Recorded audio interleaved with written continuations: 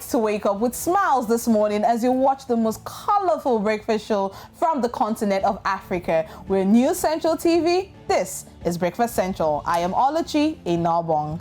And I'm Olisa Chukuma. Good morning to everyone in Africa. We are reporting for duty on this bright Wednesday, the 9th day of June 2021. But let's start the ball rolling with a look first at the headlines for today. Well, new cabinet members announced in Uganda. And looking at Ethiopia, we'll be looking at the salvation as it looms in Ethiopia's Tigray region. Big story in South Africa, health minister placed on special leave. We'll tell you how. And in the world of entertainment, Thames gets BET nomination. Also on the program, COVID-19 updates from different parts of the continent. Right here on Breakfast Central.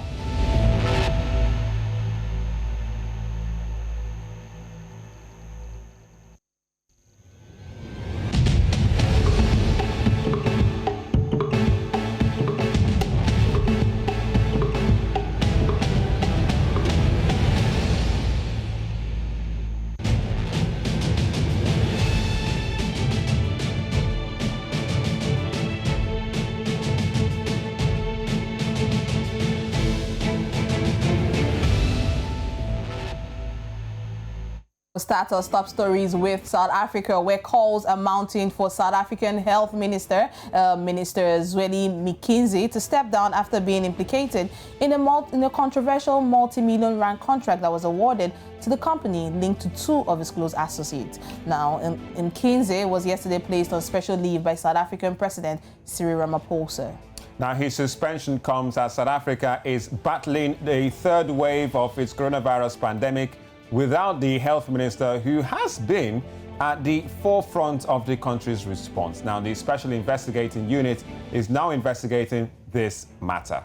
Joining us this morning is journalist and editor Candice Bailey. Good morning, Candice. Good morning, Breakfast Central.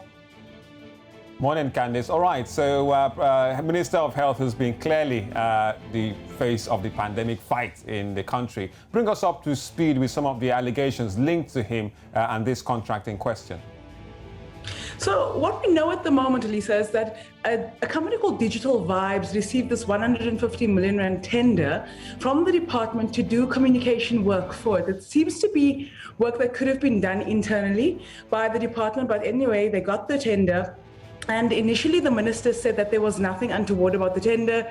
He distanced himself from any irregularities. He said there was no conflict of interest.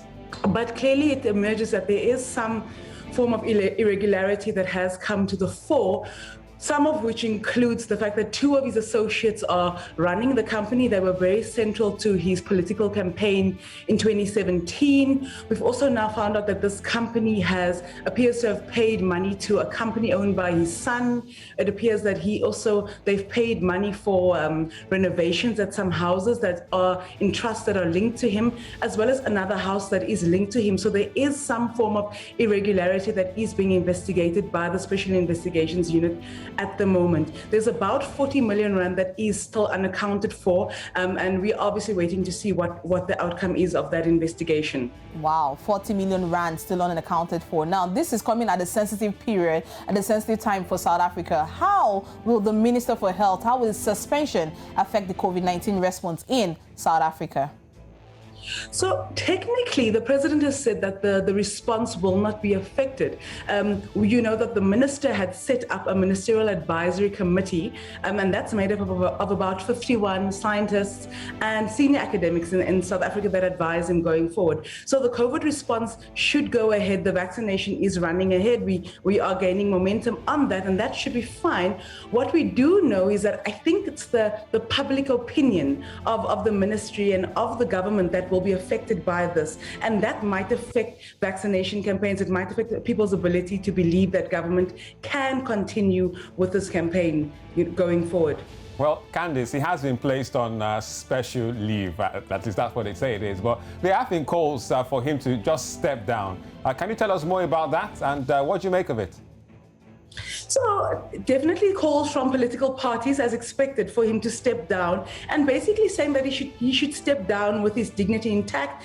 Same to the effect that I was just saying, that it's hard for him to control the COVID pandemic if he's seen to be corrupt. This is not the first corruption scandal to hit our COVID response. In the last year, we've had another scandal involving other senior officials in government, and that was quite negative as well. So I think there is there's a question of accountability that's definitely coming through from the public and from political parties.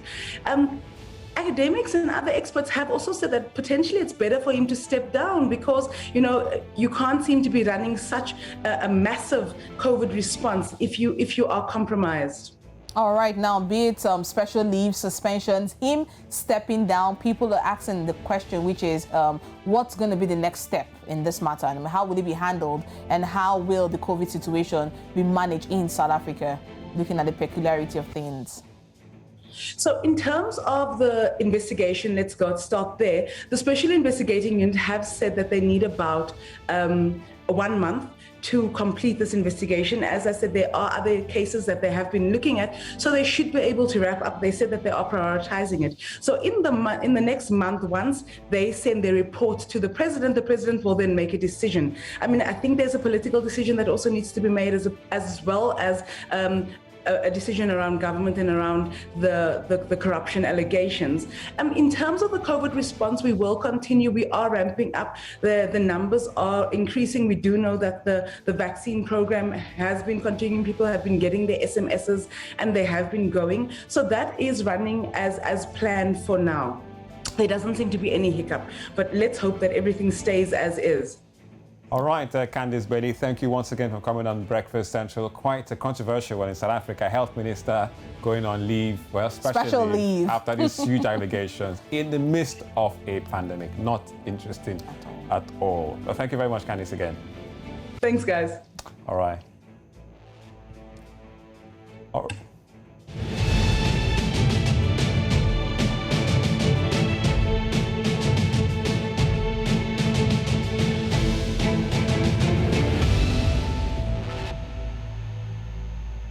Right, you're still watching Breakfast Central. Let's go to East Africa, where the People's District of Ethiopia's Tigray region are said to be on the verge of starvation. Now, a comment saying that the residents there have no food, adding that their crops and livestock had been looted during 7 months of war and were even prevented from seeking aid by the militia fighting with government forces. Now, the testimony comes as UN Chief Antonio Guterres has warned that parts of Tigray are on the brink of famine after a conflict erupted in November of 2020 between the Ethiopian government and the Tigrayan rebels. Now, the conflict forced almost 2 million people from their homes in Tigray, which is a region that already has food insecurity. Now, let's now bring in our correspondent, Abdino Aden, on the story. Good morning, Abdino.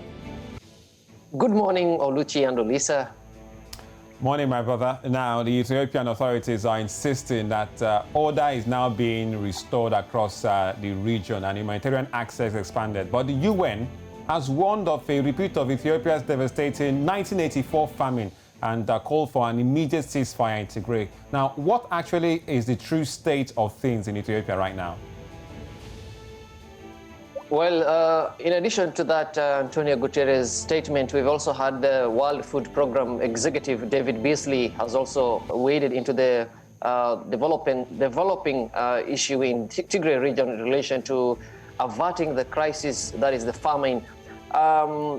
The Tigrayan situation is now even more complicated because there are different parts, one controlled by the militia and another by the government.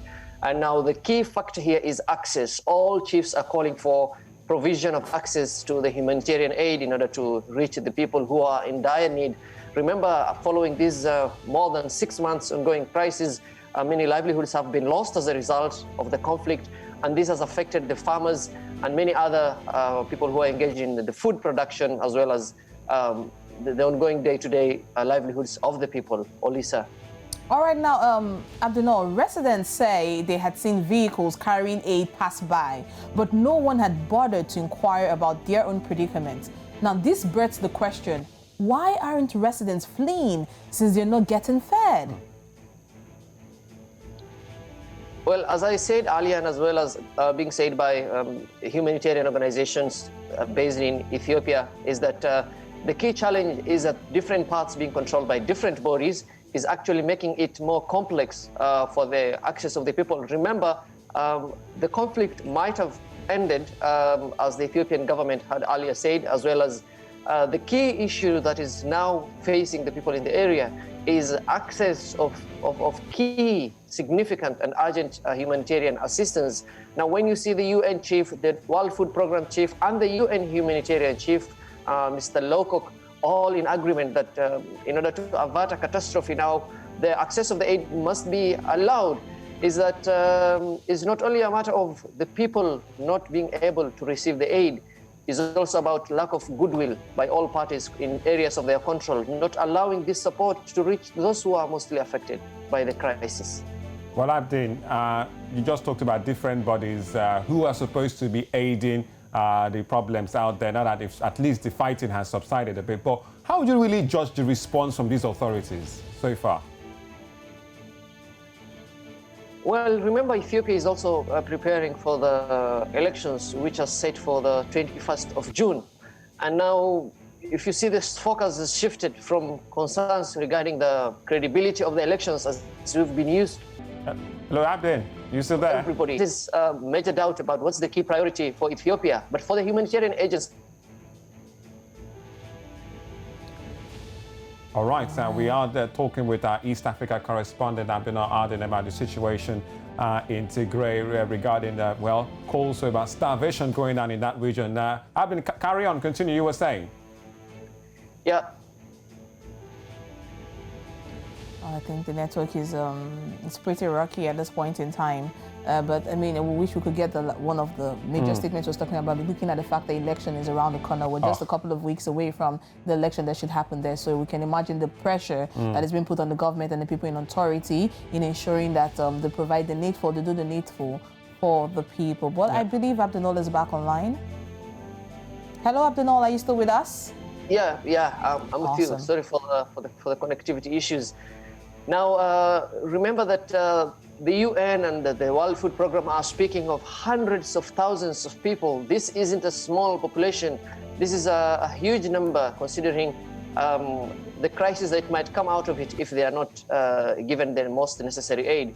Therefore, what all these organizations and their leaders are calling for is to ensure that no matter what goes on behind the scenes and in the situation in Ethiopia, but the people who are in dire need must be accessed.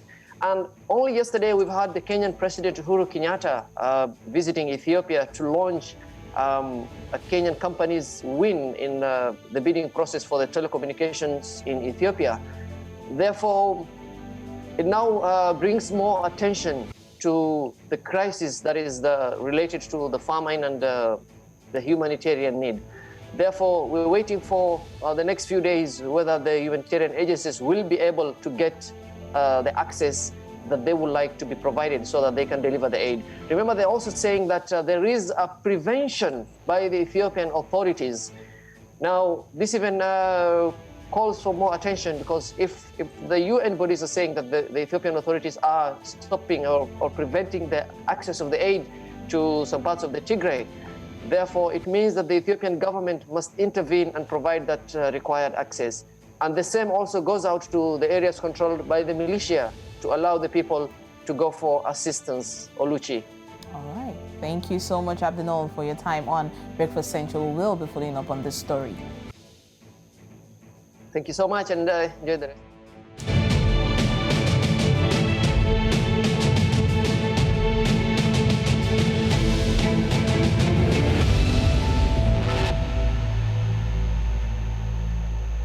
Right then, from Ethiopia, let's take you to Uganda, where President Yoweri Museveni has released the list of new cabinet for the country. Now, according to the list, Honorable Jessica Alupo was named the Vice President. Honorable Robina Mabanja was named Prime Minister and Leader of Government Business in Parliament, while Honorable Rebecca Kadag was announced First Deputy Prime Minister and Minister of East African Community Affairs. Wow, all women. All women. Now, recall that there were earlier reports that the cabinet list, I beg your pardon, had leaked before now. We'll be bringing you details on that list on the subsequent edition of Breakfast Central, and we'll get to have a look at the profile of each cabinet member on the list and what the expectations are from them.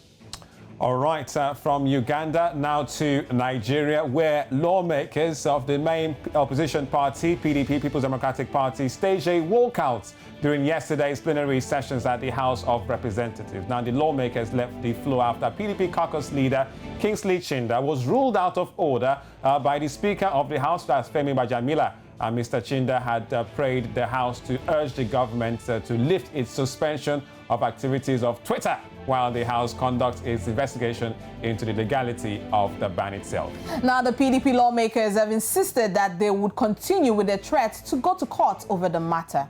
Meanwhile, the House resolved to invite the Minister of Culture and Information, that is Lai Mohammed, in a bid to investigate the legality of the Twitter ban by the federal government.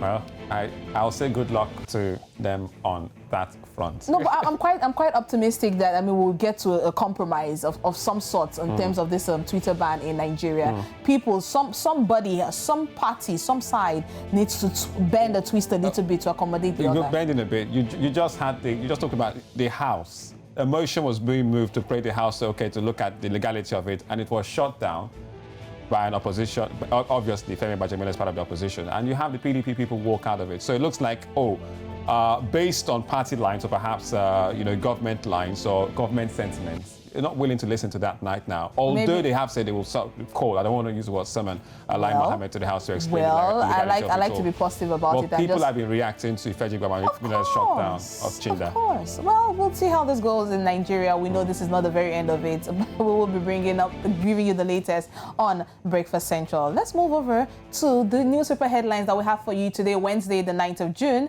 2021.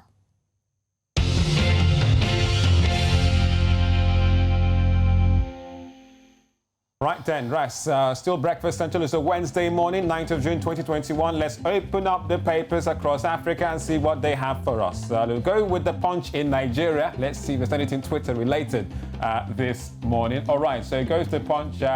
Christian Association of Nigeria, that's CAN, warns as AGF vows to try Adeboye VIP orders. So basically, it's still the Twitter ban. Twitter ban violation says we are definitely on it to ensure the prosecution of all violators, declares Malami's office. So this is quite, contrarian than what we're hearing. So Adeboye, others defies, and the likes of VIP's prosecutions will compound Nigeria's problems. So that's the Christian Association talking there. Also at the bottom, talks about Akeredolu advocates homegrown strategies against insecurity, boost Amotekun's capacity, and there's a bit of a parade going down at the bottom. And at the top left says Buhari, service chiefs, others meet, likes of Uzodinma, blames opposition yet again. All that on the front page of the Punch. All right, moving on from the Punch, we are going to South Africa, looking at the Sowetan papers this morning. The front page of the Sowetan has a big truck. Now the truck is filled with water, and you can see it says that children fill bottles with water from a truck delivering water. Now they say that area has been experiencing water shortage, but this just happened recently in the area right here in the Sowetan papers this morning. Also looking at the Sowetan papers, it says police tackle road spikes robberies. Yes, there seems to be a rise on road robberies in that region, but you will find it in page 2 of the papers this morning. Now it also says in page 6, perseverance pays off. Security guard graduates with honors degree. Oh, that's such a very, very laudable story. You will find that here in the papers this morning. Nkize opts for soft landing. So it says the health minister's special leave is meant to cushion the blow of tender scandal. Wow, the choice of words being used here. Tender scandal. So he says experts say his departure won't derail fight against COVID-19. You will find all of this on page 4 and more of the Sowetan papers. True to form, the Sowetan don't miss the big story about the health minister being given special leave. All right, from South Africa, let's go straight to Uganda. The new vision is what we have there, and we talked about it just earlier on the program. New Vision in Uganda. So women eat big in new cabinet. I'm not sure if that's a tasty headline, but anyway, we do have lots of women into Museveni's cabinet. So women eat big in cabinet. There you have the likes of Alupo, Mabanja, Scoop, top positions, and see details of ladies. Lots of women on the front page who feature in the cabinet list. About, if I will count them, 1, 2, 3, 4, 5, 6, 7, 8, 9, 10, 11, 12 women in this new cabinet list. So on the basis of gender parity, in governance, many might say a good scorecard now for Yoweri Museveni. So there you have it on the front page, and at the top there, 32 charge over bombs. All that and more on the front page of the New Vision in Uganda. All right, the very last paper we have for you this morning is from Liberia. We're looking at the front page of the Liberian paper, and it comes out here saying Liberia COVID testing is under scrutiny. That's the upper left-hand side. It says that in page 6 of the front page newspaper this morning. And also we're looking at page 7, which is over major railway agreement. This must be the terms and condition, the MEO, concerning that contract. You will find that on page 7 of the front page this morning. Also on the front page, it says allegations of sexual harassment at Boya Mountain Mining Corporation. Accuser alleges a cover-up. Accuser alleges a cover-up. That's what it says here, but you need to go to the front page for more information. Liberia Water and Sewer Corporation Deputy Managing Director for Finance is under NSA probe for allegedly leaking secret recording purporting high-level corruption at LWSC. There you have it from the front page of the Liberian paper. All right, you're still watching Breakfast Central on News Central TV. Let's now bring you some African reports.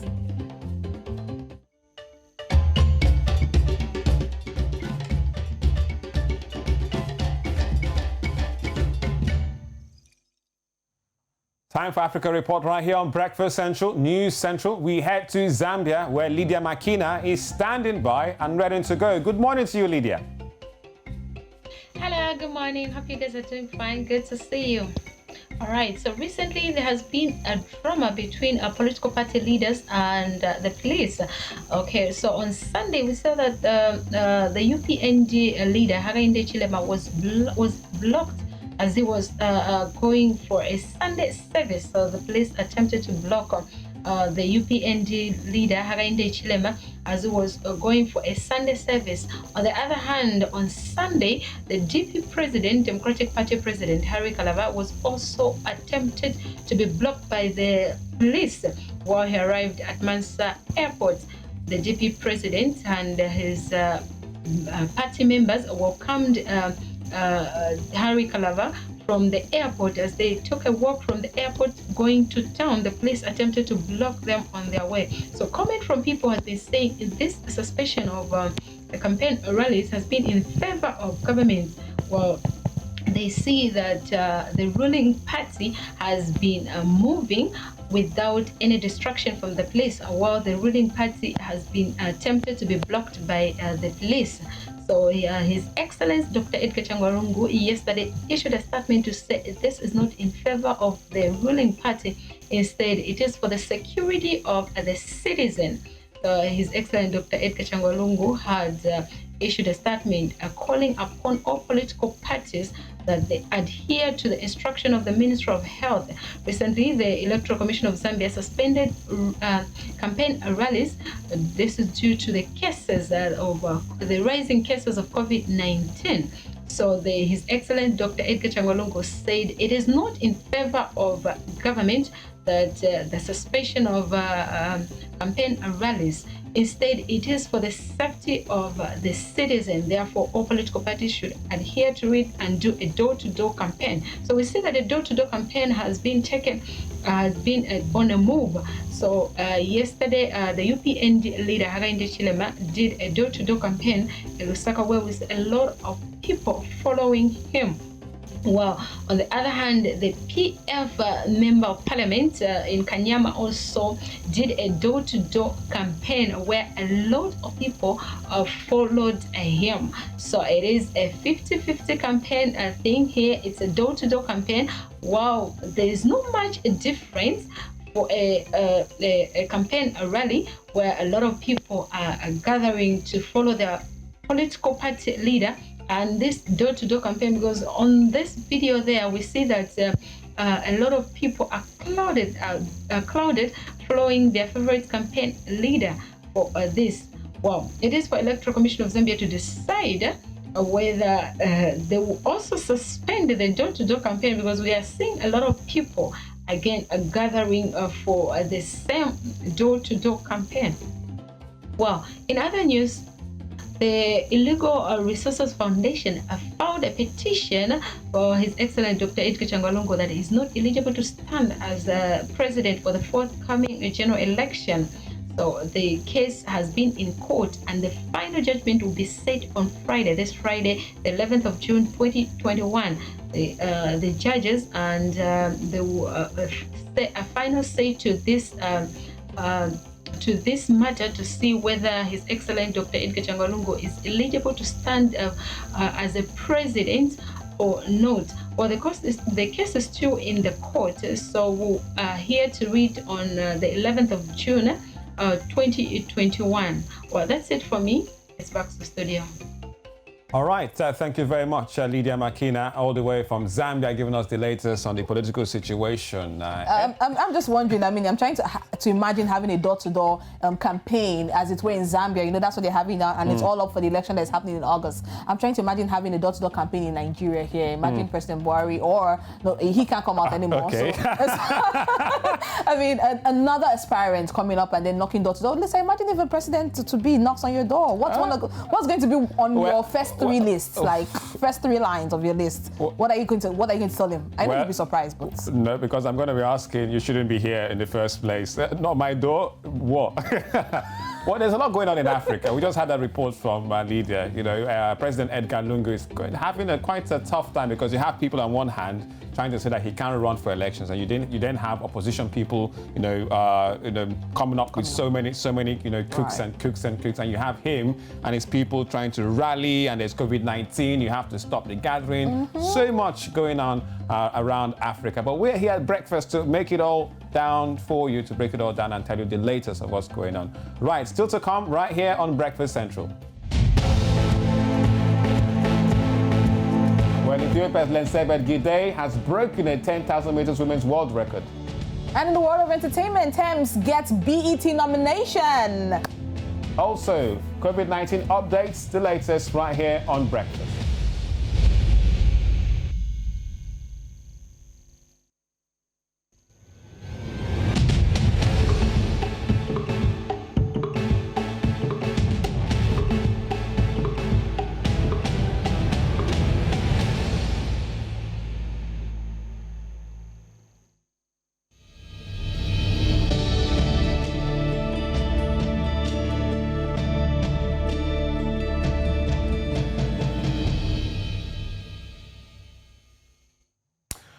You are still watching Breakfast Central on News Central. Don't forget, follow us on all our social media platforms at News Central TV.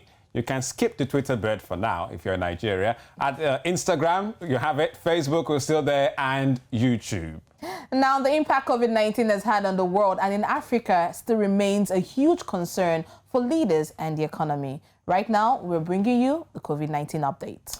And we're starting in Namibia, where the country's need for psychosocial support and counseling for COVID-19 patients and their families have grown as the country battles a third wave of the coronavirus infections. Now, Health Minister Kalumbi Shangula, while speaking to lawmakers, said one of the invisible and perhaps unreported impact of COVID-19 is the heavy toll that the pandemic is taking on mental health. Now, he called on religious leaders, counselors, psychologists and social workers to make available their services and provide support to those in need of help. Now, Shangula said the COVID-19 situation in the country is changing drastically on a daily basis. And Namibia has reported over 59,000 COVID-19 confirmed deaths, cases, and in terms of deaths, the numbers is 936. All right, moving on from that to Morocco, we hear that Morocco's COVID-19 tally rose to over 500,000 just yesterday, as 473 new cases were registered in the North African country. Now, according to a statement by the Ministry of Health, the death toll rose to over 9,000 with 6 new fatalities, while about 214 people are in intensive care units. Now, the total number of recoveries from COVID-19 in Morocco increased to over 500,000 after 383 new ones were added. The COVID-19 fatality rate in Morocco stands at about 1.8%, while the recovery rate is 97.7%. Meanwhile, over 9.3 million people have received the first vaccine shot in the country, while over 6.4 million people have received the second dose. Now, on the COVID-19 index, if we're looking at Africa so far, Africa has recovered over 4.9 million cases, with over 133,000 deaths. The continent has carried out over 48.9 million tests, while over 4.7 million recoveries have been recorded. All right, so there you have it in terms of the COVID-19 numbers from Namibia to Morocco. Though Morocco do have about 9.4 people receiving their first and second doses, not bad at all. But you really have to look at, what the health minister out in Namibia, Shangola, has spoken about, the mental health effects. Very true. I mean, they're well validated looking at the situation of things in the country. Even in Nigeria, where we are in this western part of Africa, the second dose has already been enforced. I know my husband has taken a second dose. He just took his yesterday. Oh. Yes, he went and took. So I'm still scheduled to take the first one. And you, Olisa, I'm looking forward to being there with you. You're taking it live in the studio here, I'm you said. I'm doing my live on TV. Yeah, just in case. But anyway, that's going to happen. Right then, still to come right here on Breakfast Central.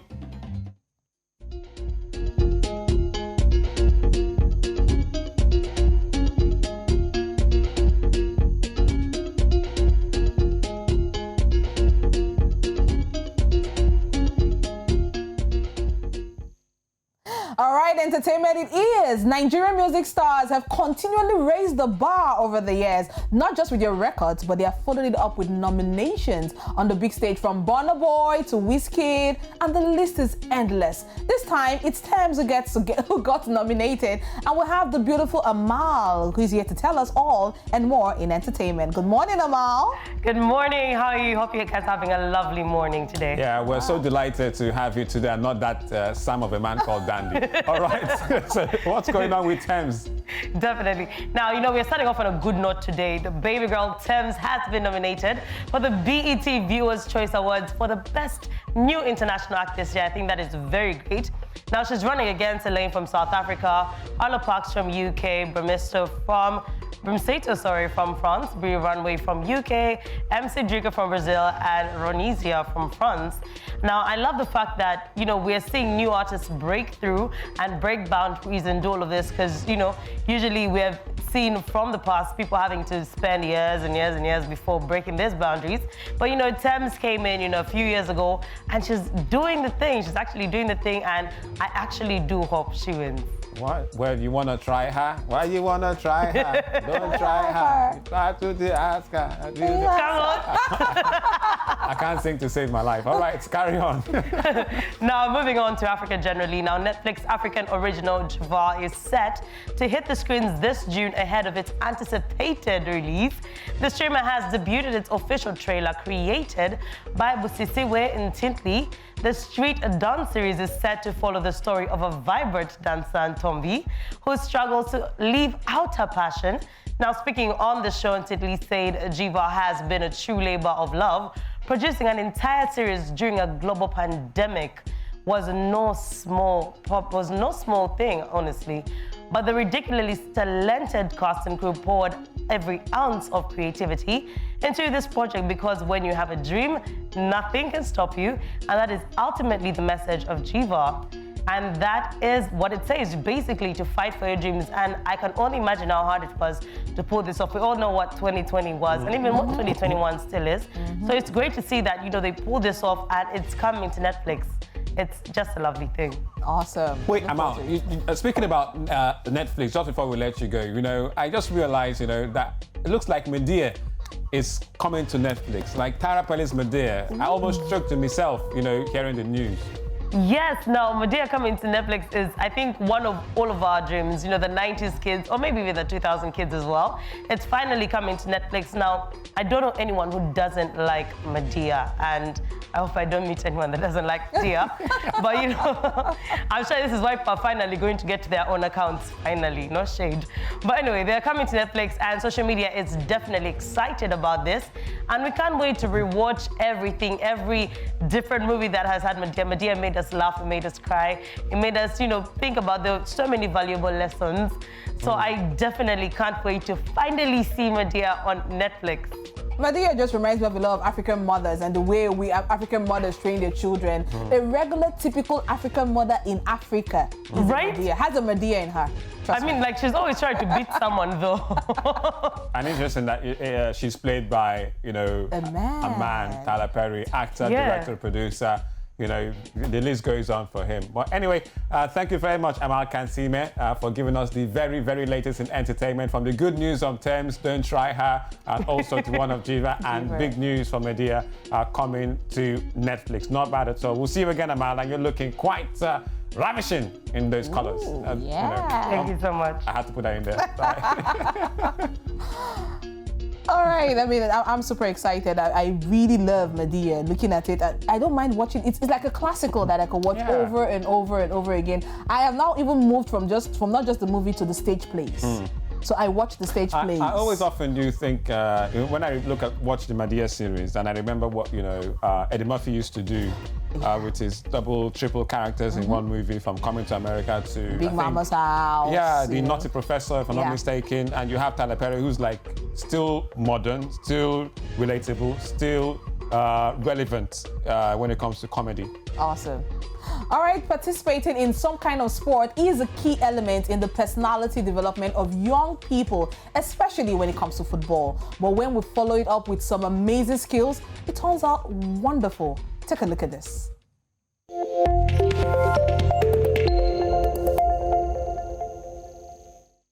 ready?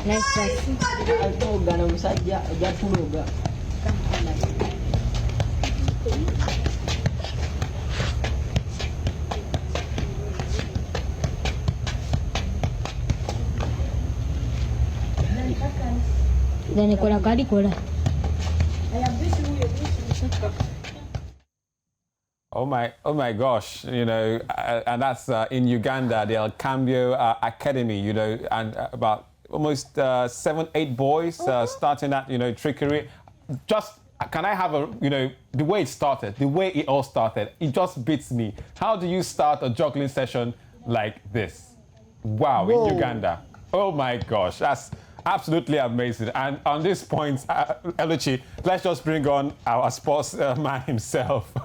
Udoka, good morning to you. I'm sure you just watched that clip from an academy in Uganda, and I'm sure, just like me, your ball juggling skills is zero.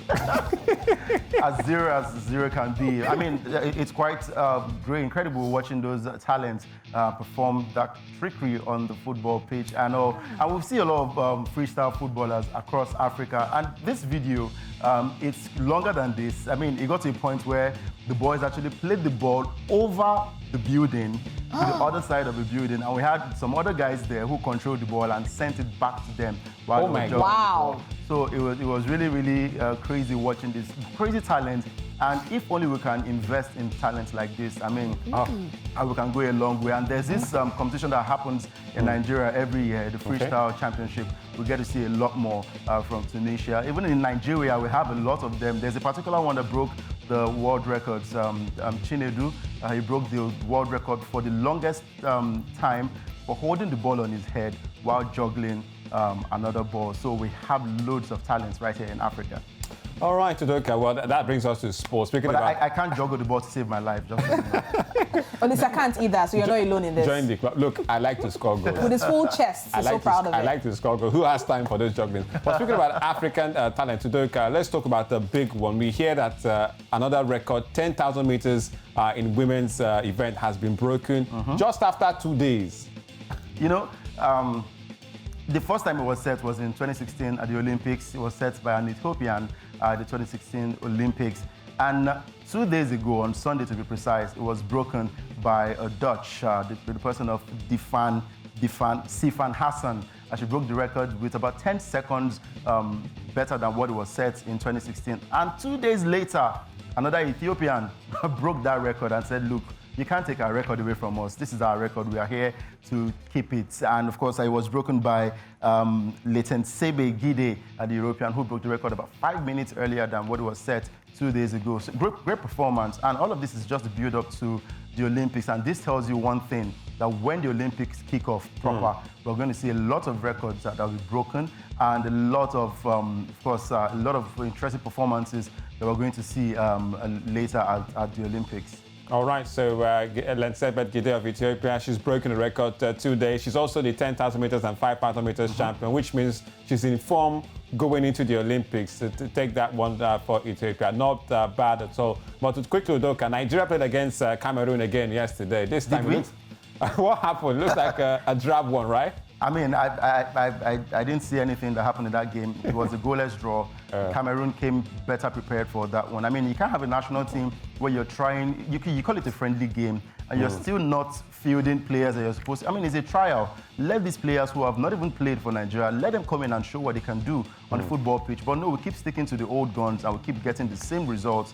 I really do not know what the manager right there is doing, talking about, again, Raw. Most of the football fans have come out to say that he doesn't have any tactic, he doesn't have any clue. Well, it's a friendly, though.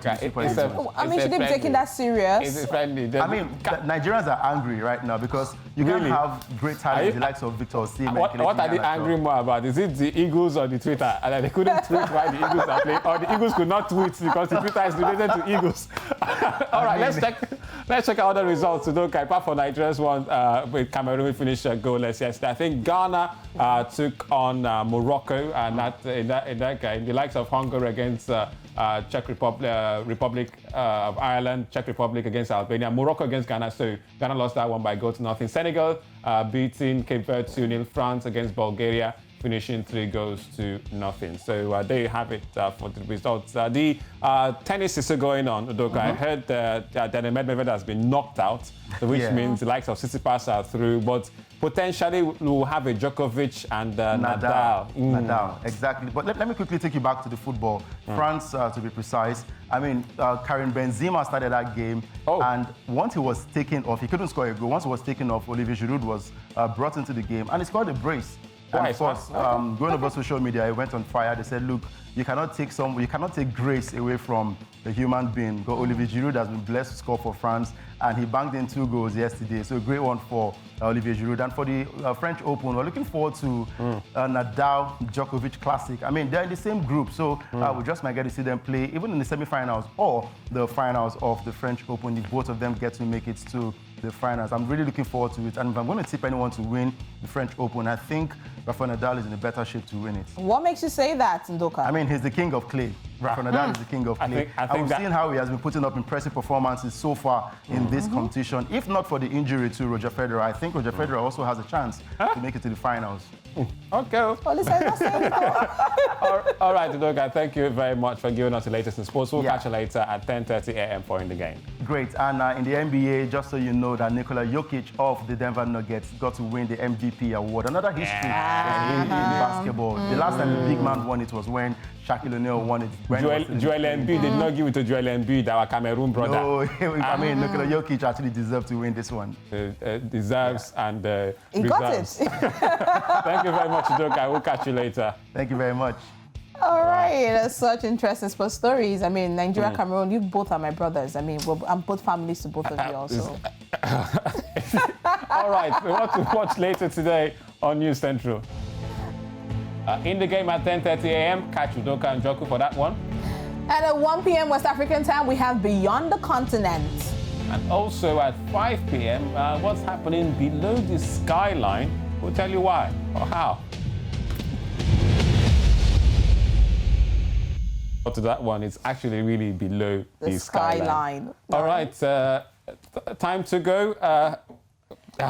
It's gone very cool. I mean, the stories have been well heated. I mean, entertainment stories coming down to sports, even to the little kids that gave that call it skits. Yeah, you know, the performance session. It was fantastic. All right, we'll see you again tomorrow, same time, 8 a.m. West African time for Breakfast Central on News Central. Lisa and Oluchi signing out, and yes, join us again for more. Adama. Yeah.